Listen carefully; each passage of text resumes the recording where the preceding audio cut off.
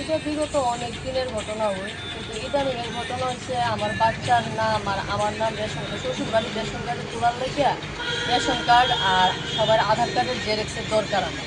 তাদের কাছে আধার card জেরক্সের copy চাইলে, রেশন কার্ড চাইলে 3 মাস ধরে ঘুরতেছে, আমরা দেয় না। তারপরে গত 2-3 দিন আগে কোয়ার পরে শ্বশুরের রেশন কার্ড আর আধার কার্ডের জেরক্স, শাশুড়ির আধার কার্ডের জেরক্স দিছি, কিন্তু দেওয়ার একটা দেয় না। দেওয়ার একটা দেওয়ার কথা বলে রাস্তায় রাস্তায় ঘুরাইবো, কোনোদিনও দিত না। বা এত বিশ্রী বিশ্রী ভাষা আমার বকাবাদ্য করে যে আমি মুখে প্রকাশ করতে পারতাম না।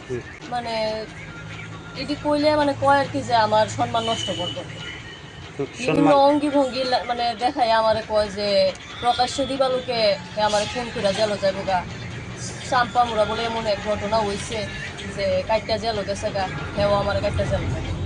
আমার দেওর ভালো নাম অমিত সরকার, আর বাড়ির ডাক নাম জয়ন্ত সরকার। রাবার বাগান কাটে, নিজের অটো আছে, অটো চালায়।